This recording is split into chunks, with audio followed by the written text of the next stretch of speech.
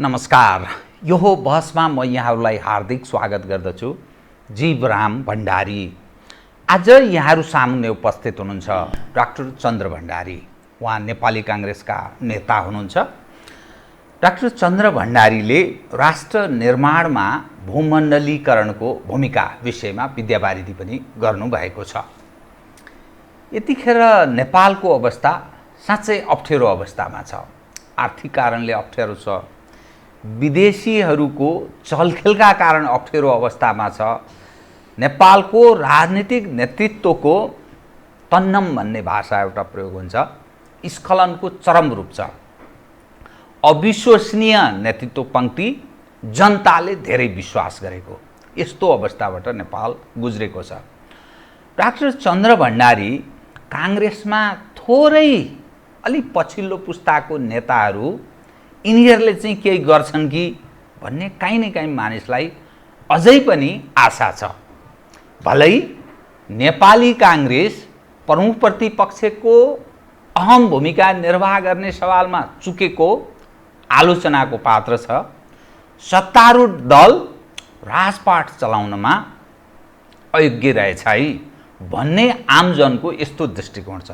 यो अवस्थामा भएका ठुला दलहरूको यो हविगत पश्चात अब के हुन्छ त? आम जिज्ञासा यो छ। आज डाक्टर चन्द्र भण्डारीसँग म समसामयिक विषयमा केन्द्रित रहनेछु।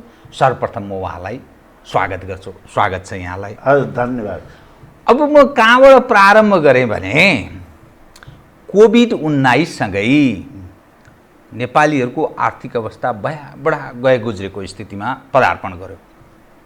सरकारी मानिसहरूलाई उद्धृत गर्दै मैले भने 10 लाख नेपाली भारतबाट नेपाल छिरेका छन्। गुजाराका लागि गएका, यहाँको अवस्था नभएर नेपाल छिरिसके। अब गल्फ कन्ट्री लगायत कतिपय देशबाट नेपाल फर्कन चाहनेहरूको सङ्ख्या पनि धेरै ठुलो सङ्ख्यामा छ। त्यो सरकारी मानिसहरूको अनुसार अहिलेसम्म 5 लाखले निवेदन ढङ्गले दिएका छन्, तर त्यो बढ्ने क्रममा जान्छ, किनभने कोभिड-19ले संसारमै अप्ठ्यारो स्थिति सिर्जना गरेको छ। उद्योग धन्दा, व्यापार व्यवसाय सब चौपट छ। राजनीतिक दलहरूप्रति आस्था आकर्षण विकर्षणमा पैदा भएको छ। राजनीतिक नेतृत्व अविश्वसनीय भएको छ। विकल्प यथास्थितिमा केही देखिँदैन।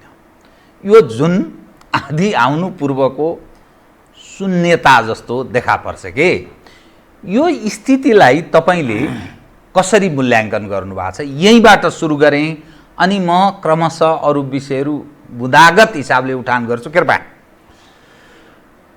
तपाईँले गम्भीर सवालहरू उठाउनु भएको छ। यी कुराहरूमा विश्वमा मात्रै नभएर हामीले पनि धेरै छलफल गर्नुपर्ने आवश्यकता छ। जुन राजनीतिज्ञहरूले, विद्वानहरूले, विश्वविद्यालयहरूले बहस गर्नुपर्थ्यो, आज ती सबै कुरामा स्खलन भएर सञ्चार माध्यमले बहस गरिदिनु पर्ने भएको छ र विभिन्न मुद्दाहरू उठाउनु पर्ने भएको छ। अहिले विश्व मानव समाजलाई उसले कल्पना नगरेको, अनुमान नगरेको कोरोना भाइरसले मान्छेलाई तराई तराई पारेको छ।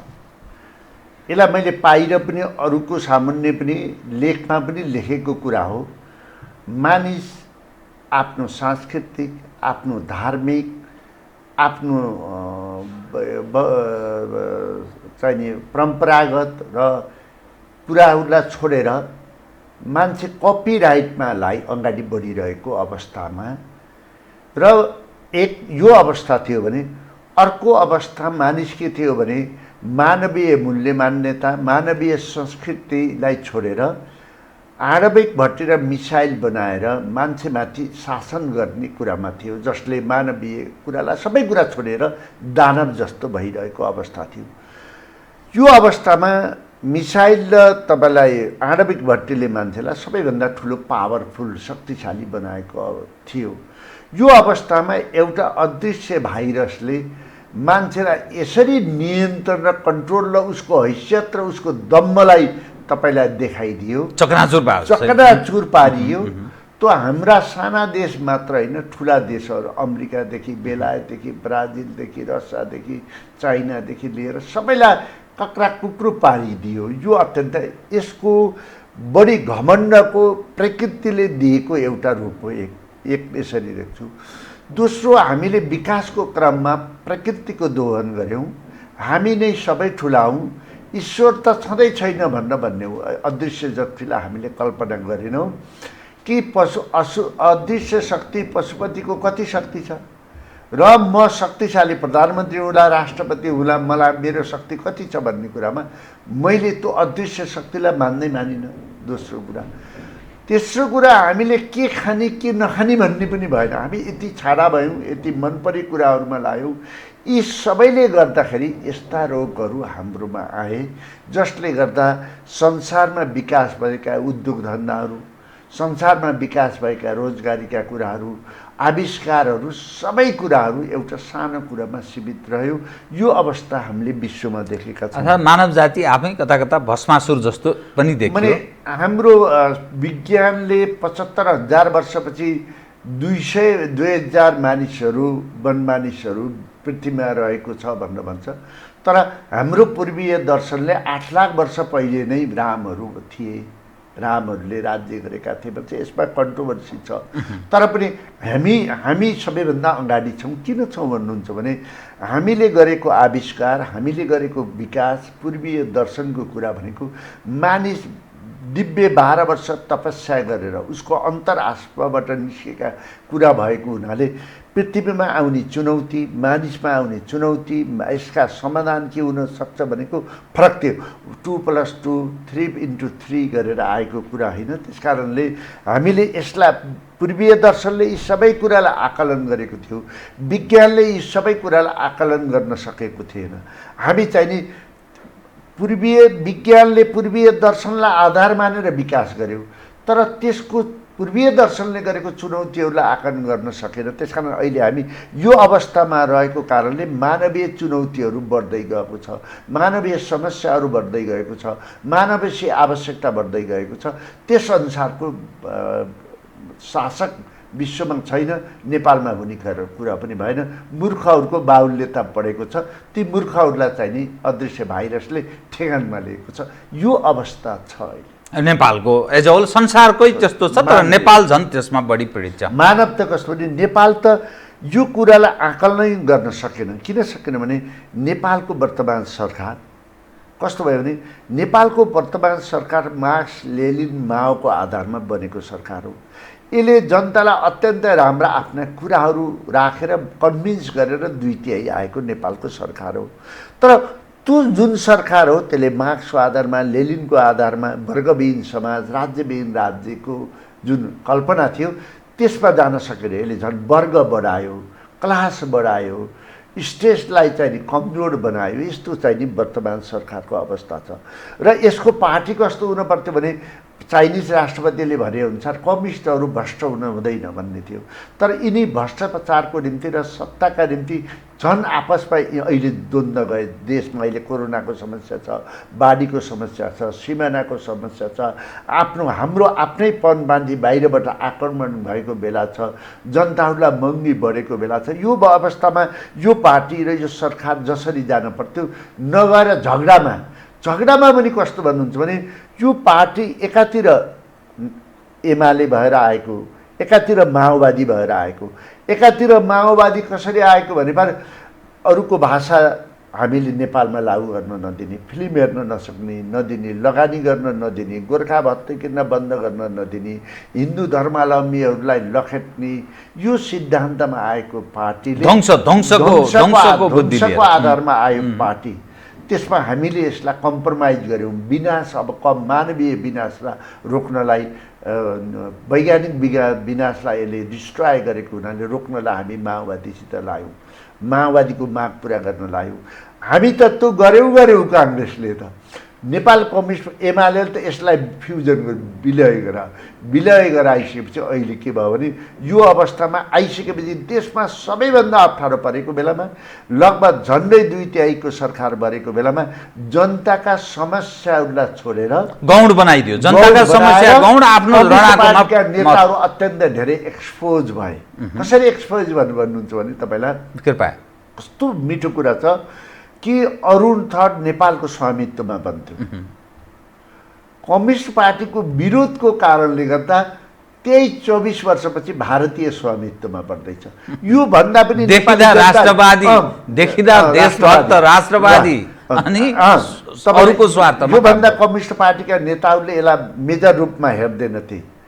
जो गौण भएको थियो, कम्युनिस्टहरू अझै राष्ट्रवादी धारणा थियो।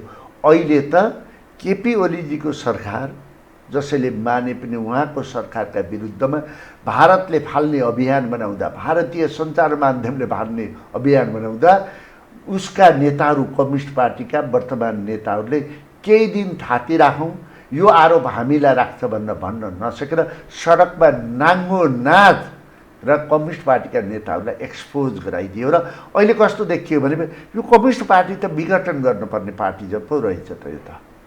यो त कसैको बुइमा चढेर गएर नेपालको धर्म संस्कृति सिद्धाउँदो रहेछ, नेपालको विकास सिद्धाउँदो रहेछ, नेपालमा चाहिँ नि जनतालाई समस्या परेको बेलामा करप्सनमा राख्दो रहेछ, यसको नेता त खराब पो रहेछन् भन्ने कुरा एक्सपोज गरेर यो अवस्थामा अहिले नेपाल आएको छ। त्यो नेपाली जनले त्यो ढङ्गले बुझे होला नि। तपाईँले जुन भन्नुभयो, नेपाली जनताले त्यसरी बुझ्ने क्षमता सामर्थ्य राखेका होलान्। नेपाली जनताले बुझ्नका निम्ति यसको प्रतिपक्षी पार्टीले काम गर्नुपर्ने। जसरी भन्नुहोस्, कम्युनिस्ट पार्टी त मार्क्स लेनिन माओको बाटो छोडेर संसदीय दल समितिमा, संसदीय प्रणालीमा आयो।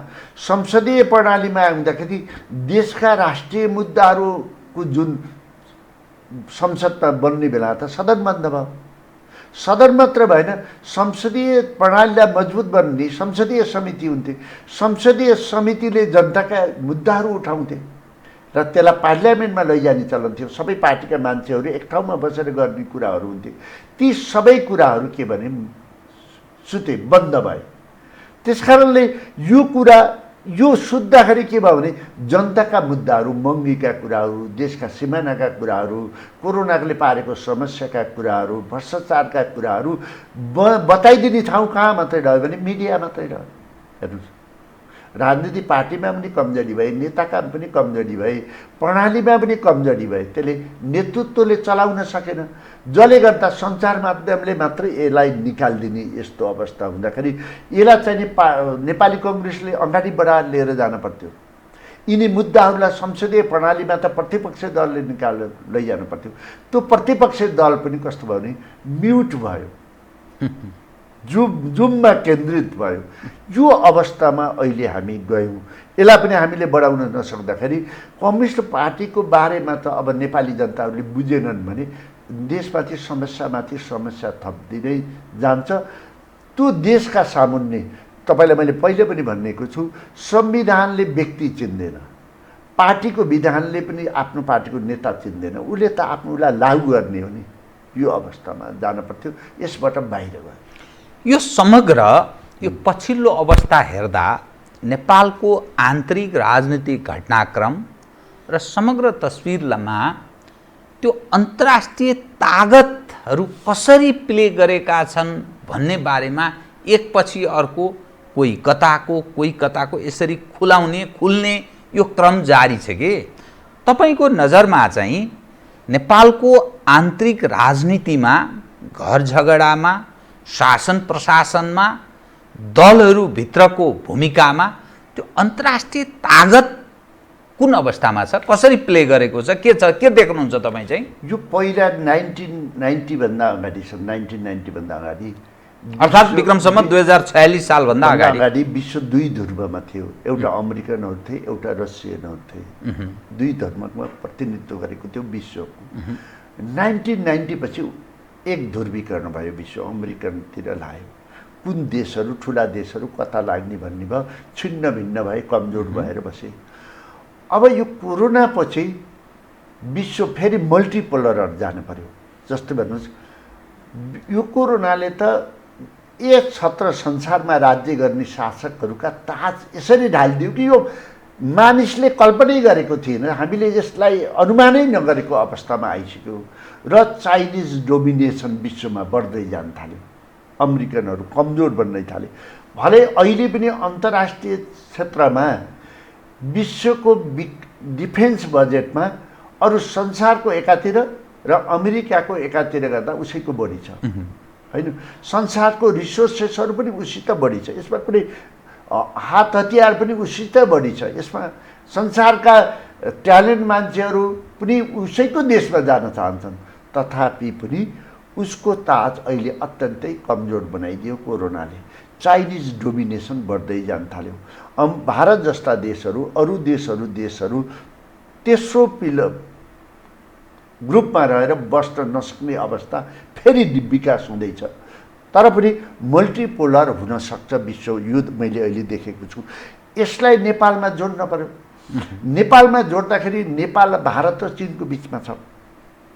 भारत र चीनबाट बाहिर मुक्त गर्नलाई मैले तपाईँलाई एउटा भन्छु, यो मैले पहिला पनि भनेको छु, बाहिर निस्कन बिपी कोइराला र राजा महेन्द्रले चाहेका थिए। यी दुईटै एकअर्कोमा दुश्मन हुन्। राजा महेन्द्रले बिपीलाई त जेल हालेका, त्यो जेल किन हाले भने बिपी भारतसित मुक्त हुन चाहन्थे। भारतको तपाईँ भड्काउ दबाब, उसको बिहेभियरको कारणले, जहिले पनि तर्साउने कारणले चीनसित सडक लिएर भारतको लाई चाहिँ मुक्त हुन चाहन्थे। तर यही इस्युमा भारतले राजालाई उचालिदियो, महेन्द्रलाई उचालिदियो र बिपी थुन्यो। तर यो अनुभव चाहिँ राजा महेन्द्रलाई पनि भयो र यी दुईटै चीनसित रिलेसन बढाउन चाहन्थे त्यो बेलामा। तर भारत कस्तो जान चाहन्थ्यो भने त्यति बेला पनि रसियासित रिलेसन बढाउन चाहन्थ्यो। तर बिपी यस्तो मान्छे कि सैद्धान्तिक दृष्टिकोणले पनि, शक्तिको दृष्टिकोणले पनि कता लाग्ने भन्दा पनि उनले के सोचे भने राजा ठ्याक्कै पृथ्वीनारायण शाहको शैली, नेपालको दुई ढङ्गाको तरुलो भनेर जुन पृथ्वीनारायण शाहले भन्नुभयो, त्यही नीतिमा बिपीले पनि यी दुईटैसित लाएर नेपालको सुरक्षा पनि हुँदैन, नेपालको समृद्धि पनि हुँदैन, विकास पनि हुँदैन, नेपाल इन्डिपेन्डेन्ट पनि हुँदैन भनेर तेस्रो सैद्धान्तिक धारमा लाग्नुभयो, प्रजातान्त्रिक समाजवादी धारमा लाग्नुभयो। तर अहिले आएर त्यो टाइपको लिडर नेपालमा भएन। जस्तो भन्नु 2032 सालमा हामीले नेपालको नक्सामा रहेको लिपुले, कालापाण्डा हामीले साइलेन्टली बोलेनौँ नि। यसलाई राजा वीरेन्द्रले भने यसलाई उठाउने तर साइलेन्ट बस्ने भन्नु, त्यस्तो अवस्था नेपालको भयो। भारतको प्रेसरको कारणले नेपाली नेताहरूले थाम्न सकेन। त्यो रूप अहिले चाहिँ नि नेपालको लिडरहरूमा के हो भने संविधान बनाउने बेला दुई तरिकाले हेर्नु। संविधान बनाउँदा भारतले नबनाभन्दा पनि हामी बनायौँ, हेर्नुहोस् है, एकदम ठुलो उपलब्धि हो। तर हामी कस्तो गरिदियो भने नबनाभन्दा त बनायौँ, तर बनाउने बेलामा अरूका मानिसहरूलाई पसाल्नका निम्ति ठुलो संरचना बनायौँ जसलाई हामीले कन्ट्रोल गर्न सक्दैनथ्यौँ। त्यहाँनिर फस्यौँ भने अर्कोतिर तपाईँको देशको विकास केमा हुन्छ? तपाईँको इतिहासमा हुन्छ, तपाईँको सार्वभौमिकतामा आधारित हुन्छ, तपाईँको जीवन पद्धतिमा आधारित हुन्छ, तपाईँको धर्म संस्कृतिमा आधारित हुन्छ। फेरि हामी त यति राम्रा छौँ, यति शक्तिशाली छौँ। तपाईँलाई मैले एउटा कुरा भन्छु, कृपया बताउनुहोस्। अहिले जर्मन विश्वविद्यालयले दुईटा कुराको 2 वर्ष अगाडिदेखि अनुसन्धान गरेको थियो खानामा। पश्चिमी खाना पिज्जा बर्गरदेखि खाना जङ्क फुड र भारतीय खाना दाल भात दाल तरकारी सागको गर्दाखेरि त्यसलाई मुसामा 2 वर्षसम्म कन्टिन्यू परीक्षण गर्दा यो खानाले एकदम धेरै इम्युनिटी पावर वृद्धि गर्यो। यदि यो कुरा हाम्रो विश्वविद्यालयहरूले, हाम्रो ढेँडो, हाम्रो एकपाने रक्सी, हाम्रा चाहिँ फापरका कोदाका आटो यसलाई परीक्षण गरिदिएको भए, यार्सा गुम्बादेखि पाँचौलेदेखि हाम्रो पानी समेत परीक्षण गरिदियो भए विश्वको 1 नम्बर खाना बन्थ्यो। त्यसको प्रमाणित कसरी हुन्छ भन्नुहुन्छ भने हामी वीर गोर्खाली भएका हौँ नि। हामी दोस्रो विश्वयुद्धमा विश्वका सबै देशहरू हामीसित डराउँथ्यो, हाम्रोसित। किन गराएको भने त्यही खानाले बनाएको थियो। यसलाई हामीले के गर्यौँ भने संविधान बनाउँदा वा त्योभन्दा अगाडि वा कम्युनिस्टको नाममा हाम्रो धर्म संस्कृतिलाई युरोपियनसित हुस्कीमा, तपाईँलाई विदेश भ्रमण गर्ने नाममा वा आफ्नो बच्चा बच्चीलाई तपाईँलाई विदेशमा पढाउने नाममा हामीले बेचिदियौँ र नेपालका सबै आफ्नो पहना, आफ्नो संस्कृति, आफ्नो धर्म सबै ध्वस्त बनायौँ एकातिर। होली वाइनको ग्रहण पनि होली वाइन पनि यसै भित्रको एउटा च्याप्टर हो। भने अर्कोतिर हामीले के भने भारतसित तपाईँलाई शक्तिका निम्ति पदका निम्ति सिंहदरबारलाई कमजोर गराइदिउँ र सिमानामा सुरक्षाकर्मी नै राखेनौँ। सेनाको सङ्ख्या बढायौँ, सशस्त्र छुट्टै बनायौँ, पुलिसहरू बनायौँ, तर आफूलाई सुरक्षित हुन खोज्यौँ, तर देशको सुरक्षा खोजेनौँ, यहाँनिर गऱ्यौँ। पदका निम्ति राष्ट्रलाई साट्यौँ है। हुस्की र तपाईँलाई विदेश भ्रमणको नाममा, केटाकेटी पढाउनेको नाममा चाहिँ नि धर्म संस्कृतिलाई हामी छोडिदियौँ। यी दुइटै गलत बाटोमा आयौँ। यसको सबैभन्दा बढी बुई काङ्ग्रेसले अन्न पर्थ्यो, काङ्ग्रेस पनि अन्न सकेन। उसका पनि विभिन्न पार्टीमा विभिन्न शक्ति केन्द्रका प्रभावलाई, ती शक्ति केन्द्रहरू नेपाललाई कमजोर बनाउन खोले। हामी जसरी बिपीले अडान लिनुभएको थियो, जसरी राजा पृथ्वीनारायण शाहले अडान लिएको थियो, त्यो अडानभित्र नेपालका अहिले मान्छेहरू नगर्दाखेरि अहिले आएर त्यसको छताछुल्लो भयो। अहिले आएर कम्युनिस्टको सरकार आउँदाखेरि त छताछुल्लो भयो। 2/3 सरकार। तपाईँलाई आज यसलाई नराम्रो भन्न मिल्दैन। नक्सा जारी गरेको कुरालाई हेर्नुहोस्, सत्ता पक्ष र प्रतिपक्ष पार्टीहरू मिलेर गरेको हेर्नुहोस्, तराईका पार्टी सबै सर्वसम्मत निर्णय। नक्सा जारीको सवालमा यो हिस्टोरीको कुरा हो नि। यस्ता कुराहरूमा हामी पोजिटिभ पनि पक्ष भए, तर सबै बेचिसकेपछि त्यो सबैभन्दा ठुलो नेगेटिभ पक्ष पनि भयो। त्यसकारण हाम्रा कमजोरीका कारणले, हाम्रा नेताहरूका लोभ मोहका कारणले गर्दा हामी आफ्नोपन सबै कुराहरू बेचेका छौँ। परम्परा, मूल्य, मान्यता, आफ्नोपन, धर्म, संस्कृति, त्यस सबै ध्वंस पार्नमा हामी उद्धत रह्यौँ। यो तपाईँलाई विश्वमा हामी जस्तो राम्रो मान्छे, हाम्रो जस्तो बिहेभियर, हाम्रो जस्तो आनी बानी, हाम्रो जस्तो परम्परा संस्कृति कोही पनि छैन, र हाम्रो जस्तो इतिहास, गौरवपूर्ण इतिहास पनि कोही छैन, जसलाई हामीले बेच्न पर्थ्यो, अरूले दुनियाँलाई पढाउन पर्थ्यो। जुन हामी पाठशाला बन्न सक्थ्यौँ, त्यसलाई हामीले ध्वस्त बनायौँ। हामी जतिसुकै विकास गरे पनि यसको विकास गर्न सकेनौँ भने त्यो विकास अस्थिर हुन्छ भन्ने कुराको गहिराइमा हामी पुगेनौँ। यो चाहिँ नि हो। यसो गर्नमा नि त्यो कम्युनिस्ट हौँ भन्ने मात्रै दोषी छन् कि काङ्ग्रेस पनि त्यसको जिम्मेवार छ, दोषी छ? होइन, यसमा कम्युनिस्ट काङ्ग्रेस मात्र होइन, जनता पनि दोषी छ। कसरी? जनताले आफ्नो, जस्तै काठमाडौँको नेवार समुदायले आफ्नो गुठीको अपहरण हुँदा, विधेयक ल्याउँदा कसरी सडकमा उठे, आफ्नो मूल्य मान्यताका रक्षाका निम्ति कसरी उठे, कति ठुलो उदाहरण छ। त्यस्तै अरू वर्ग कम्युनिस्ट प्रहार हुँदाखेरि कम्युनिस्टले प्रहार गर्दा कसरी उठे, सबै लथालिङ्ग पारेका थियौँ, त गुठी मात्रै एउटा बाँकी थियो। त्यो सुनियोजित हो नि, सरकारले बुझोस् वा नबुझोस्, त सुनियोजित थियो। त्यसभित्र पनि पेनिटेसन थियो। यसलाई कमजोर गराउने बित्तिकै त्यो वर्गमा पुग्न सक्थे त्यो अन्तर्राष्ट्रिय शक्तिहरू जसले नेपाललाई ध्वस्त बनाउन चाहन्थे, त्यो समुदाय उठायो नि।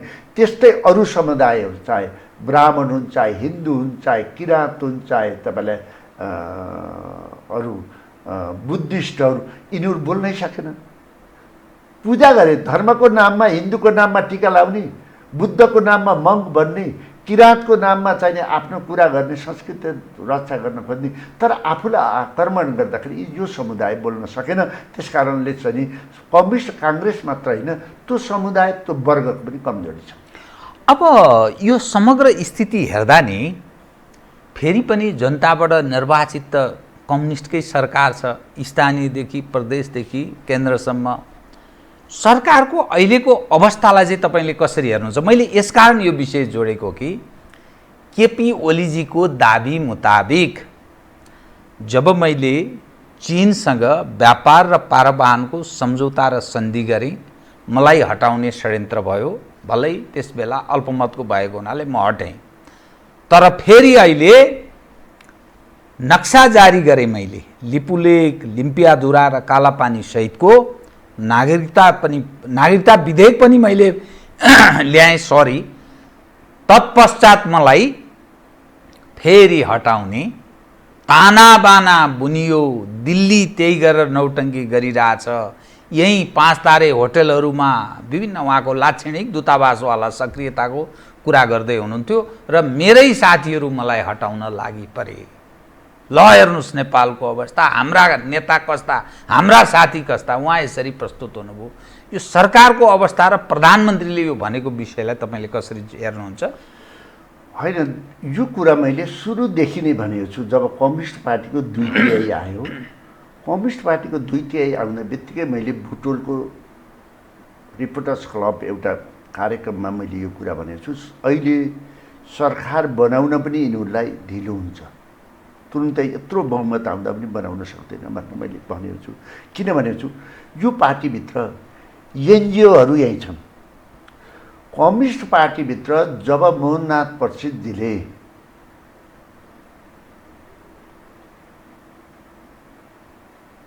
तीनवटा स्टेपमा आफूलाई चलाउनु भयो। के एउटा धर्म संस्कृतिको अन्त, धर्म संस्कृति समाप्त पार्ने अभियान, देवासुर सङ्ग्राम, देवासुर सङ्ग्राम उहाँको। दोस्रो अध्ययन यसको समीक्षा, तेस्रो अध्ययन यसलाई बचाउन लाग्ने। जता पहिलो अभियानबाट नेपालको धर्म र संस्कृतिको अन्तको निम्ति अरू बुई चढे। नेपालको कम्युनिस्टहरू त्यही पहिलो स्टेपबाट बने। त त्यो चाहिँ देवासुर सङ्ग्राम चाहिँ त्यो प्रायोजित थियो, दिग्भ्रमित हुँदाको उपज थियो। उहाँले चाहिँ रोक्न सक्नु भएन, उहाँले महसुस त गर्नुभयो, रोक्न सक्नु भएन। त्यसैभित्र हुर्केका नेपालका कम्युनिस्टहरू थिए। तिनीहरूले तपाईँले अहिले हलिवाइन जोड्नु हो भने त्यसको अन्तिम रिजल्ट त यही हो। त्यसलाई आधार मानेर सबै विदेशीहरूले चाहिँ नि एनजिओहरू कम्युनिस्टहरूलाई दिए। अर्थात् यो परम्परा समाप्त पार्न यही नै उपयुक्त शक्ति हो। नेपालको कर्मचारी तन्त्रमा 2/3 युनियनको चुनाव हुँदा कम्युनिस्टपट्टि थिए। दुईटा कुरा भयो। तेस्रो, धेरै ठुलो माफियाहरू पनि कम्युनिस्टहरूसित लागेका थिए। किनभने कङ्ग्रेसभित्र कङ्ग्रेसका 1000 कमजोरी होला, त कङ्ग्रेसले हेऱ्यो भने त आफ्नै नेतालाई पनि थुनिदिन्छ नि, जसले अख्तियारले ठुल्ठुला नेताहरूलाई थुनिदिन्छ। यसबाट सुरक्षित हुन पाइन्छ भनेर चुनावमा पनि यही शक्तिहरू लाए। र यो चिर्नलाई तपाईँले अहिले चाहिँ नि निजी स्कुलहरू, कलेजहरू सबै जानुहोस् भने कम्युनिस्ट फेभरमा धेरै छन् नि। बार कम्युनिस्टसित छ।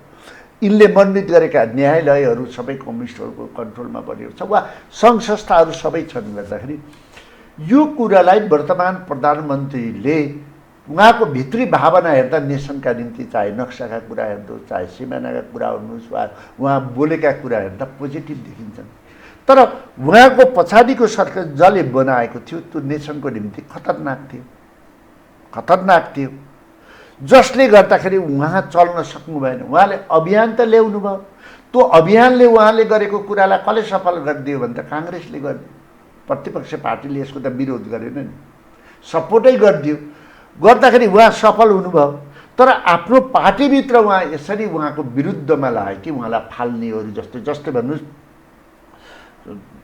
तपाईँले भारतीय मिडियाहरूले नेपालको हिस्ट्रीमा यति धेरै फजती केपी ओलीको जस्तो कसको गरेका थियो होला? तपाईँलाई सुन्दा पनि तपाईँलाई इरिटेसन हुन्छ। म प्रतिपक्ष हुँदा पनि मलाई इरिटेसन हुन्छ। कस्तो मन परि बनेको छ। तपाईँलाई त्यहाँका नेता जस्तो फोहोरीको बोलेका थिए। त्यसका निम्ति त नेपाली मिडिया, नेपालको नेतृत्व धेरै राम्रो छ नि, ब्यालेन्स मिलाएर बढ्छ। त्यस्तो देखियो अहिले देख्दाखेरि।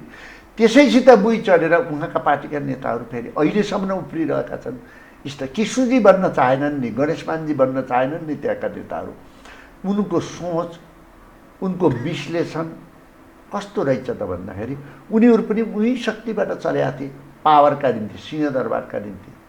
यो कुरा मैले प्रधानमन्त्रीजीलाई भेटेर पनि गरेँ, ओलीजीलाई हेलेर भेटेर भनेको। मैले अस्ति पनि भनेको छु एउटा संसारमा, म र एनपीजी भेट्न गयौँ र भने तपाईँ नक्साको कुरा गर्दै हुनुहुन्छ, तपाईँ यिनी कुरा गर्नुहुन्छ, मलाई लाग्छ तपाईँलाई फालिदिन्छन् भन्दा उहाँले मलाई भन्नुभयो कि फाल्ने होइन, मलाई मारिदिन्छ। प्रधानमन्त्रीले भनेको कुरा मलाई फाल्ने होइन, मलाई मारिदिन सक्छन् भनेर भन्नुभएको थियो। र मैले भने कि यो यसरी तपाईँ र एनपी साउथ जाँदा यति धेरै कुराहरू छन्। पछि समय सन्दर्भ हुँदा होइन, मैले दर्शकलाई अलिकति यसपल्ट यो कति 1 महिना अगाडिको कि 1-1.5 महिना अगाडिको कुरा हो। त्यसकारण यो चुनौती आउँछ भन्ने मलाई थाहा थियो भने त उहाँका साथीसित पनि आउनु पर्यो। उहाँले बनाएका मन्त्रीहरू, उहाँले बनाएको पार्टीको संरचना त्यसरी जानु पर्यो। यदि यही नै हुने भने त पार्टी किन चाहियो? हामी जेल किन पर्नु पर्यो र? मैले कुनै केपी ओलीको लाई बचाउनलाई वा उहाँको गर्नलाई भनेको होइन। उहाँका धेरै कमजोरी छन्। उहाँ नचाहिने समयमा नचाहिने कुरा बोल्ने, आफ्ना चुनौतीहरू बोल्न लिन नसक्ने, होइन, तपाईँले आफ्ना साथीहरू राम्रा साथीहरूलाई चिन्न नसक्ने, पार्टीभित्र मिलाएर संयोजन गर्न नसक्ने, करप्ट भ्रष्टहरूलाई कारबाही गर्न नसक्ने, गुटको आधारमा चल्ने, उपगोट बनाउने तमाम कमी कमजोरी छन् ती। तर इतिहासमा त्यो कुरा लिइँदैन। तपाईँले भने इतिहासमा पारवन सन्धिको कुरै लिइन्छ, तपाईँ नक्साकै कुरै लिइन्छ, वा बोल्न हुन्न त यो बेलामा उहाँका धेरै चुनौती थिए। तर इतिहासमा अयोध्याको दाबी कसले गरेको भनेर क्विज कन्टेस्टमा सोध्नु पऱ्यो भने केपी ओलीलाई त भनिन्छ। कति कुरा यस्ता कुराहरू हुन्छ, तर त्यो अनुसार उहाँ चल्न सक्नु भएन, यसलाई त्यो अनुसार मिलाएर सक्नु भएन। यत्र आयोगहरू छन्, संवैधानिक निकायहरू छन्, गठनै गर्न सक्नु भएन। कुराले मात्रै त हुँदो रहेछ नि त। तपाईँ एउटा विश्लेषक पनि भएको हुनाले यो नेकपाभित्रको आन्तरिक स्थिति चाहिँ के हुन्छ जस्तो लाग्छ तपाईँ? मैले एज एउटा प्रमुख प्रतिपक्षी दलको नेताको रूपमा होइन कि तपाईँ राष्ट्र निर्माणमा भूमण्डलीकरणको भूमिकामा विद्यावारिधि गरेको एउटा राम्रो विद्यार्थीको नाताले यो नेकपाभित्रको यो आन्तरिक जुन लडाइँ छ नि, ओलीजीले जुन प्रयास गर्नुभयो त्यसपछि फेरि आक्रमण आक्रमण आक्रमण, एकपछि अर्को अर्को अर्को, माधवजी पछाडि फ्रन्टमा प्रचण्ड, बडा फेरि यो बडा विचित्रको तस्बिर देखिया छ। पूर्व जबजवाला र माओवादी एकातर्फ एकाले अनि ओलीजी फेरि अर्को। यो के हुन सक्छ? यसपछि म अरू विषयमा जान्छु। राम्रो कुरा, नेपालका हरेक कुरामा नेपालको परिवेश, नेपालको इतिहास, नेपालको क्षमता अनुसारका हामीले कुनै पनि संरचना बनाएका छैनौँ। शिक्षा नेपालका लागि होइन, अरूको निम्ति हो। यहाँ उत्पादन भएका मानिसहरू अरूका लागि हो। नेपालको राज्य संरचना जो बनाएका छौँ रोजगारीका निम्ति बनाएका छौँ, अरूको कपी गरेका छौँ। नेपालको क्षमताले, नेपालको राजस्वले भेट्छ कि भन्ने आधारमा हामीले बनाएका छैनौँ। नेपाली जनतालाई कसरी गर्ने, सुख सुविधा र समृद्धि कसरी बनाउने भन्ने आधारमा बनाएका छैनौँ। नेपालको हाम्रो धर्म संस्कृति जति छ, हाम्रो पन छ, त्यसलाई सबैलाई अरूबाट अकुपाई गरेका छौँ। नेपालको आर्थिक विकासमा तपाईँलाई कपिराइट गरेका छौँ। नेपालको भूबनोट अनुसारको विकास भएको छैन। नेपालमा के अब नेपालको सगरमाथाको पानीको प्रयोग कसरी गर्ने, नेपालको अर्ग्यानिक खेतीको प्रयोग कसरी गर्ने, नेपालको भूमिको प्रयोग कसरी गर्ने। नेपालीहरू विश्वका यति धेरै बहादुर हुन्, शक्तिशाली हुन्। नेपाल तपोभूमि पनि हो। यहाँका युवाहरूलाई विदेशमा चाहिँ बोरा बोक्ने बनाउने होइन भन्ने प्लानै हामीसित छैन। त्यस कारण हामीले जे बोकेका छौँ अहिलेसम्मको विकासका निम्ति होस् वा शिक्षाका निम्ति होस् वा स्वास्थ्यका निम्ति होस्, सबै अरूको कपी गरेका छौँ। त्यो कपीभित्र सबै अरू नै आएका छन्। त्यसको आधारमा नेपाली नेताहरू पैसा, नेपालको नेताहरू अहिलेको अवस्था के हो भने अत्यन्तै परिवारमुखी, गुट र उपगुटमा रपाउने, नेपालका राजनीति पार्टी नै बन्न नदिने, नेताहरू पनि आफ्नो पार्टीको पनि नेता नबन्ने, गुट र उपगुटको नेता बन्ने, यो अहिलेको नेपालको अवस्था हो। यो सबै कुरालाई मैले आफूले स्टडी गरे अनुसार बाहिरको छ। अब हामीले आफ्नो उपयोग गर्दैनौँ, आफ्नो राजस्व कर्मचारी वा नेतालाई तलब खुवाउन सिद्ध हुन्छौँ। सङ्घीयता तपाईँलाई यी सबै पाल्नका निम्ति अरूबाट पैसा लिन्छौँ ब्याजमा। अब भोलिको पुस्ताले त्यसलाई कसरी चिन्ने? त्यो आफू अरूले गरिदिएको विकासलाई हामीले कसरी गर्ने? हामीले आफ्नो नदी, आफ्नो जलस्रोतलाई प्रयोग गर्ने बित्तिकै हामी विरोध गर्न थाल्छौँ। अरूबाट लिने ऋणलाई चाहिँ हामी स्वीकार गर्छौँ, अरूको सर्तमा लिने ऋणलाई। तपाईँले अरू कसैले अनुदान दिने थाल्यो भने हामी उफ्रिन्छौँ। मैले फेरि निवेदन गर्न थालेँ, अरूको अनुदानबाट बनाइदिने अरू नदीलाई हामीले विरोध गऱ्यौँ, जो हाम्रो आफ्नो स्वामित्वमा बन्ने थियो। अरूको ऋण 75% इन्डियालाई दिने, उसको स्वामित्वलाई बनाउँदा स्वीकार गर्ने गरेपछि हामी कहाँ छौँ त? हाम्रो नेतृत्वको लेभल कहाँ? अहिले पनि हामीले सबै नदीहरूलाई सिँचाइ गरौँ, बिजुली निकालौँ भन्दा हामीले पाउँदैनौँ। सबै कम्प्रोमाइज गरेर होल्ड गर्न दिइसकेका छौँ। हामीले हाम्रो देशको हितमा, हाम्रा जनताको हितमा धेरै नेताहरूले काम गरेनन्, अरूको बुई चढे। दुईटा एउटा भ्रष्ट चरित्रका मानिस हाबी भए, दोस्रो संदिग्ध शक्तिहरू, संदिग्ध मानिसहरू हरेक पार्टी, प्रशासनिक संयन्त्र, नीति निर्माता र निर्णायक तहमा हाबी भयो भन्ने अर्थ लाग्छ। होइन, यिनीहरू सबै यसैबाट चले। तपाईँले आज तपाईँले हेर्नुहोस्, विदेश भ्रमणका कुरा गर्नुहोस्, अरूका संस्कृतिका कुराहरू गर्नुहोस्, यो सबै कुरा के भयो भने नेपाललाई कमजोर गराउने, नेपालीलाई कमजोर गराउने, नेपालको धर्म संस्कृतिलाई कमजोर गराउने, नेपाली कमपनलाई कमजोर गराउने, नेपालको आफ्नो गौरव गर्ने कुराहरूलाई कमजोर गराउने भए। अहिलेसम्म हामीले गरेको तपाईँले योभन्दा अगाडि थोरै देख्न सक्नुहुन्छ। योभन्दा अगाडि थोरै इन्डिपेन्डेन्ट थियो, जसले गर्दा नेपालको संरचनाले भूकम्प र तपाईँले नाकाबन्दी थामे। अहिले त कोरोनाको अवस्थामा त अब हामी त केही चलाउनै नसक्ने अवस्था भयो पनि। यत्रा स्कुलहरू बने, क्याम्पसहरू बने प्राइभेट तहबाट। तपाईँले अहिले तपाईँलाई टिचरहरू जो प्राइभेटमा पढाउँछन् तलब खाने पैसा छैन भन्छन्। अहिलेसम्म यत्रो कमाए, यत्रा संरचना बनाए भने के गरेका थियो त तिनीहरूले? जनताले पैसा तिरेर पढाएकै थिए। यत्रा प्राइभेट स्कुलहरू, हस्पिटलहरू चल्न नसक्ने भए भन्न थाले। के गरेका थिए त यिनीहरूले भन्दा त कि यिनीहरूले पैसा बाहिर राखेका थिए, के यिनले ढाँटिरहेका छन्?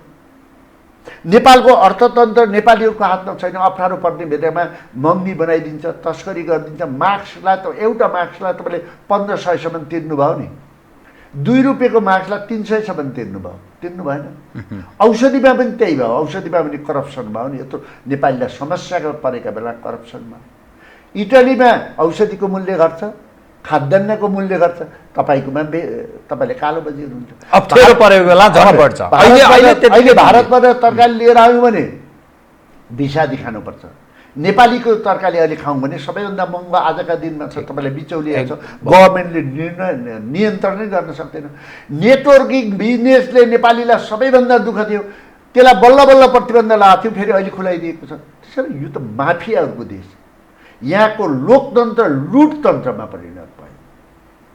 यो अवस्थामा अब सरकार कसरी चल्ने, पार्टीका नेताहरू कसरी चल्ने, वा केपी ओलीले आफूले पुर्याउन गएको सोचेको डेस्टिनेसनमा कसरी जाने त? सबै उनका नेताहरू यसरी चलेका छन् भनेपछि त अब के गर्ने भन्दा एकदम ठुलो अन्यल छ। अब कसरी जान्छ मलाई लाग्छ धेरै ठुलो दुर्घटनाको सम्भावना पनि बन्न सक्छ। किन भनिन्छ भने यो समग्र तस्बिर हेर्दा तपाईँलाई कस्तो लाग्यो? कोरोना पछिको विश्वमा यसरी अब यस्ता देशहरू रहने छैन। अब यस्ता नेताहरूले आफ्नो देशलाई नियन्त्रण गर्न सक्नु छैन, धेरै टुटफुट हुनेछ। यस्ता नेताहरू पनि रहने छैनन्। अब धेरै कुराको तपाईँले जुन आशा जुन गरेका छौँ तिनको पनि साग कटिरह्यो। होइन, हाम्रो चिन्ता के भने पार्टी फुटोस्, यी नेता नरहुन्, यो चिन्ता भएन। मुलुकको के हुन्छ? यो जुन मुलुकको चाहिँ के हो? शिक्षा क्षेत्र पनि हामीले यत्रो भवनहरू बनायौँ, विद्यार्थी त जान सक्दैनन् कुराले। अरू अहिले कोरोनाको अन्त भयो भने अरू भाइरसहरू आउनेवाला छन् नि। किनभने हामीले अनियन्त्रित विकास, नेचरसित लड्ने, डिस्ट्रोय गर्ने विकास, जीवनलाई खाने गरेपछि त अरू पनि त आउलान् नि। क्लाइमेटलाई असर गर्ने विकास भयो नि त, यसले अरू पनि आउन सक्छन्। त्यसकारणले अब कोरोना पछिको विश्वको सोचाइ, चाहे तपाईँले गरेको राजनीति परिभाषा होस्, प्रजातन्त्रको परिभाषा होस्, नेसनको परिभाषा होस्, दर्शनको परिभाषा होस्, तपाईँले गरेका आविष्कारमा ठुलो परिवर्तन हुन सक्छ। त्यस अन्तर्गत नेपाललाई कसरी लैजाने भन्ने कुरा त नेपालमा त सोचै छैन। जसले सोचे, जस्तै स्वास्थ्य मन्त्रालय तपाईँले देख्नुहुन्छ भने त्यहाँ त विज्ञले निर्णय गर्ने हो, के औषधि गर्ने डक्टरले गर्ने, नन पोलिटिकल मान्छेले वा जनरल एजुकेसन पढेकाले गर्ने होइन नि। तिनले मुलुकलाई कहाँ पुर्याउँछन् भने करप्सनमा लैजान्छन्, स्वार्थमा लैजान्छन्, डिस्ट्रोयमा लैजान्छन्। त्यो अवस्था विश्वले भोग्नुभन्दा बढी हामीले भोग्न सक्छौँ। अब बडा ठिक विषय तपाईँले इङ्गित गर्नुभयो। त्यसो भए तपाईँ सङ्घीयता, गणतन्त्र, धर्मनिरपेक्षता, 46 को परिवर्तन, 62-63 को परिवर्तन अनि काङ्ग्रेसको राजनीति यावतमा तपाईँले त आफ्नो कपाल फुलाउनु भयो। 60 वर्ष झन्नै पुग्न लागिसक्नुभयो। त्यसो भए यो सारा परिवर्तन, यो क्वालिटीको नेतृत्व स्थापित भएको अवस्था, यी सबैले मुलुकलाई हित भएन, जनताको हित भएन भने अब के त समीक्षा गर्ने बेला भएन? अब मैले सरसरी तपाईँलाई हेर्दा मैले कुनै राजनीति पार्टीको नेता भएर बोल्दै छैन। मैले एउटा रिसर्चर, एउटा विश्लेषण भएर मैले तपाईँसित कुरा गर्न चाहन्छु। जहिलेसम्म एउटै कुरा गरेर राष्ट्रले निकास पाउँदैन। मेरो सबैभन्दा ठुलो मेरो देश हो, त्यसपछि मेरो विचार हो, त्यसपछि त्यो विचारलाई बोक्ने पार्टी हो। यसरी नै बिपीहरूले पार्टी बनाएका हुन्। मेरो देश ठुलो भनेरै नै पृथ्वीनारायण शाहहरू लडेका हुन्। त्यसपछिका अरू पनि धेरै लड्दै गए। यसलाई मैले एकातिर आधार माने। अहिले नेपालको कन्टेक्स्टमा राजनीति पार्टी बन्न सकेन, नेता बन्न सकेन। नेताको परिभाषा के हो, पार्टीको परिभाषा के हो, यी दुईटै कुराबाट नेपाल स्खलित भएको छ। यसभित्र के आउँछ भने हामीले जुन हरेक पटक प्रजातन्त्रका निम्ति आन्दोलन गऱ्यौँ, ती आन्दोलनबाट प्राप्त उपलब्धिहरूलाई हामीले सहीसँगले प्रयोग गर्न सकेनौँ, सही ढङ्गले प्रयोग गर्न सकेनौँ। कहिले पार्टीगत द्वन्द्वको निम्ति, कहिले पारिवारिक स्वार्थको निम्ति, कहिले सत्ताका स्वार्थको निम्ति यसलाई हामी डिरेल गऱ्यौँ, यसलाई परिवर्तनलाई अपमान गऱ्यौँ। यसको अन्तिम उदाहरण ६२-६३ को आन्दोलनबाट हामीले ४-५ उपलब्धिहरू प्राप्त गऱ्यौँ, जो विश्वले यति कम क्षतिमा यति ठुलो लगानीमा प्राप्त गर्दैनथ्यो। एक, हामीले के भन्यौँ भने यो देशको बाधक राजा हो। यो मैले अरूमा पनि भनेको कुरा हो है। यसलाई बाधाको यिनलाई फाल्नुपर्छ, नेपाललाई राजतन्त्रबाट गणतन्त्र प्राप्त गर्नुपर्छ भनेर हामीले ल्यायौँ। र गणतन्त्र भनेको त राजा एउटा थिए, राजकुमार थिए, रानीहरू थिए, राजकुमारीहरू थिए। अब यो बन्न हुँदो रहेछ भनेर भन्यौँ र राजा जनता हुन् है, शक्तिशाली जनता हुन् भन्यौँ। तर त्यसको जस्ट उल्टो गऱ्यौँ। एउटा राजाबाट धेरै राजा बनायौँ, जो अहिले भुक्दै हिँडेका छन् विभिन्न पार्टीमा, जो राष्ट्रको सभा राष्ट्रिय मुद्दामा म्युट बस्छन्, मौन धारण गर्छन्, ती राजाहरू बने। त्यस्तै घरका रानीहरू बने, राजकुमारहरू बने, राजकुमारीहरू बने, जसलाई हामीले पाल्नै नसक्ने अवस्था भयो, जसले नेपालको नियम कानुन र संविधानमाथि नै धावा बोलिरहेका छन्। त्यसकारणले यो अब के हो भन्ने कुरामा यसको छलफल गर्ने बेला आयो, छलफल गर्ने बेला आयो, विश्लेषण गर्ने बेला आयो, छलफल गर्ने आयो, मलाई आफूलाई लाग्यो। दोस्रो, यही धर्मले चाहिँ नि हिन्दू धर्मले वा सनातन, म हिन्दू, आफूलाई हिन्दू भन्न मन पार्दैन, म सनातनवादी हुँ, म शिव भक्त हुँ। तपाईँलाई भन्छु शिव के हुन् यसको बारेमा मैले तपाईँलाई पछि विश्लेषण गरौँला, साइन्टिफिक आधारमा कुरा गरौँला। म शिवमा विश्वास गर्छु।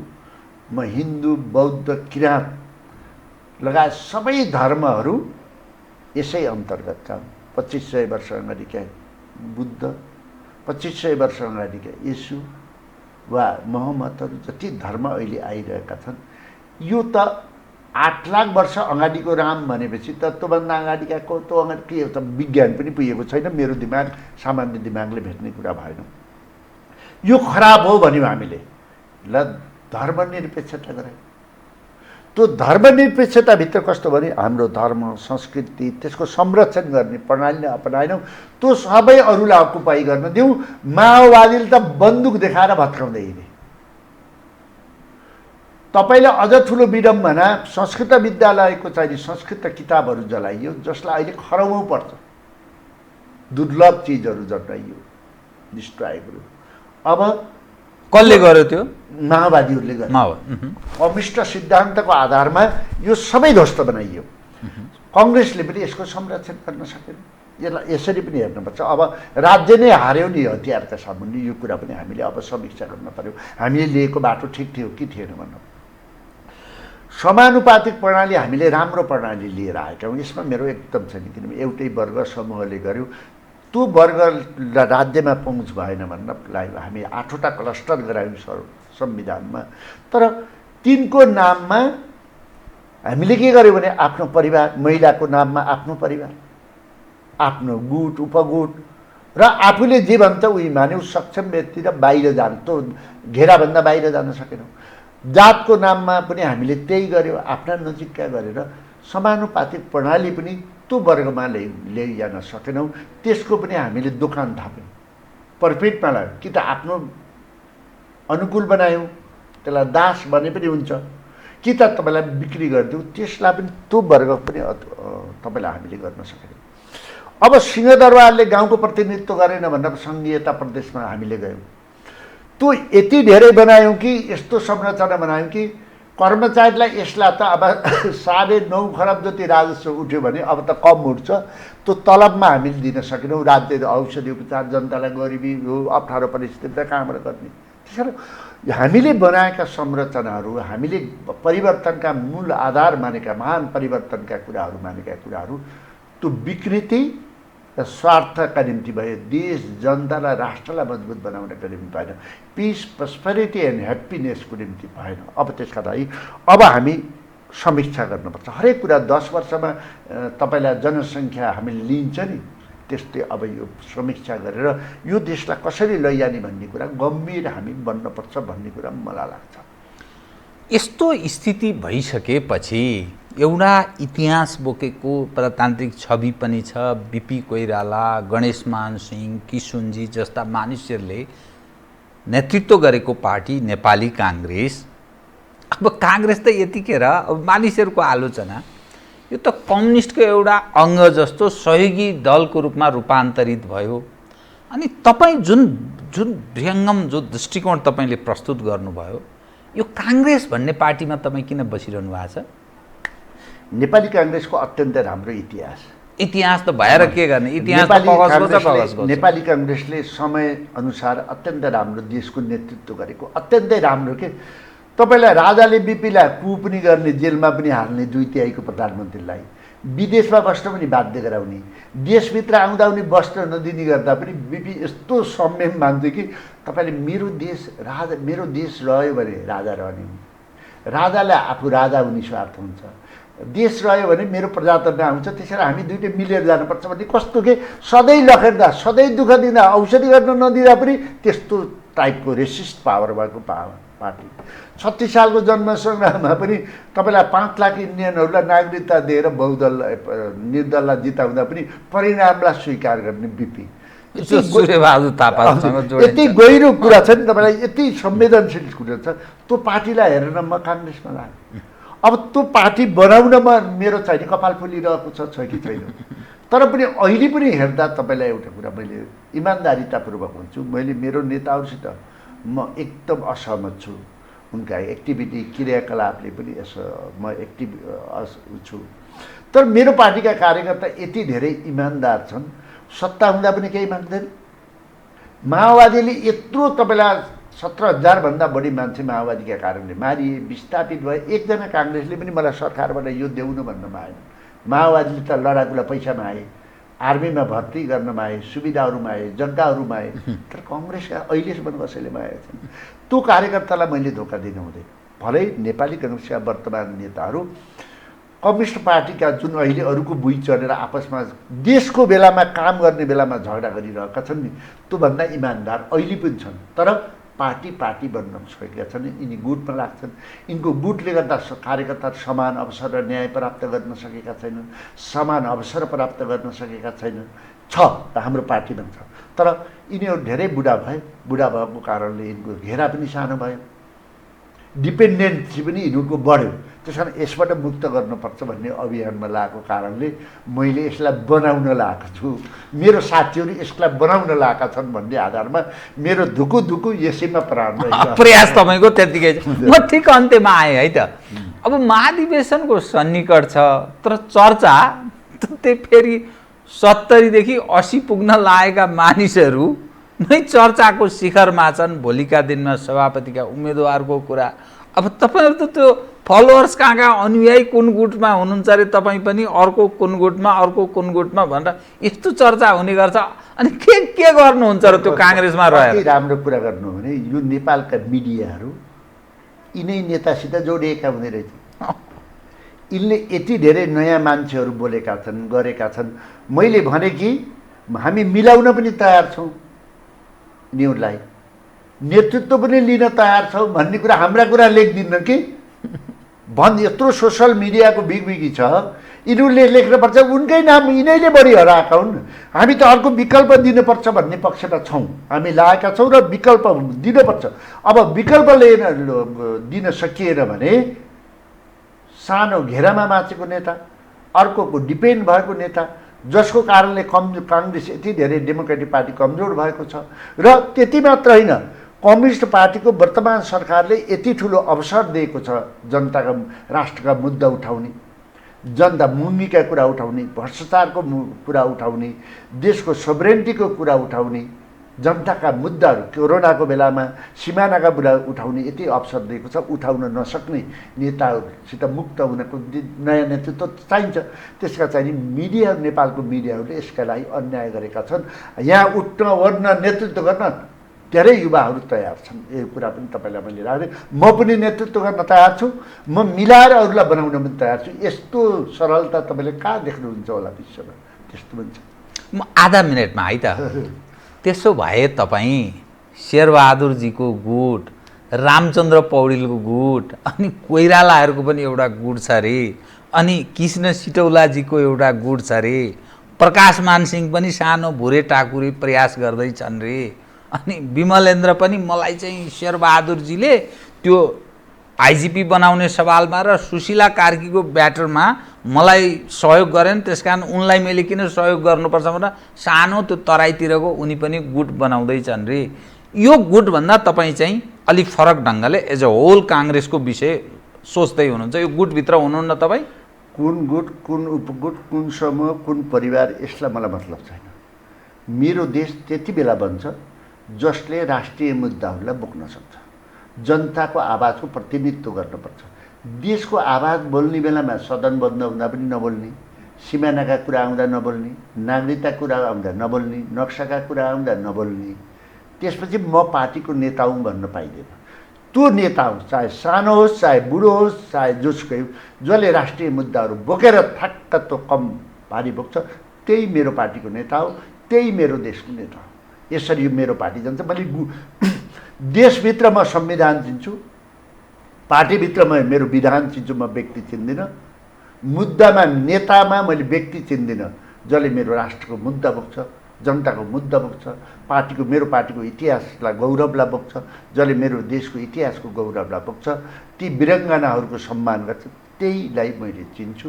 त्यसैको नेतृत्व मैले पनि गर्न सक्छु, मेरा साथीले पनि गर्न सक्छ। यही कुरालाई हामीले अगाडि बढाउँछौँ। मैले पनि गर्न सक्छु नेतृत्व, तपाईँले त्यो पनि भन्नुभयो। तपाईँ किन अहिले त तपाईँलाई हरेक समाजका विश्वविद्यालयका प्रोफेसरहरू वा सञ्चारकर्मी, तपाईँले दुःख परेको बेलामा नेपालका सबै मुद्दाहरू उठाउने, देशको नेतृत्व किन गर्न सक्नु? हस्, धन्यवाद छ है यहाँलाई। मलाई बोलाउनुभयो, तपाईँ लगायत तपाईँको सम्पूर्ण टेलिभिजन परिवारलाई धन्यवाद। आदरणीय दर्शकवृन्द, उहाँ हुनुहुन्थ्यो डाक्टर चन्द्र भण्डारी, नेपाली काङ्ग्रेसका पछिल्लो पुस्ताका नेता, आश गरिएका नेता।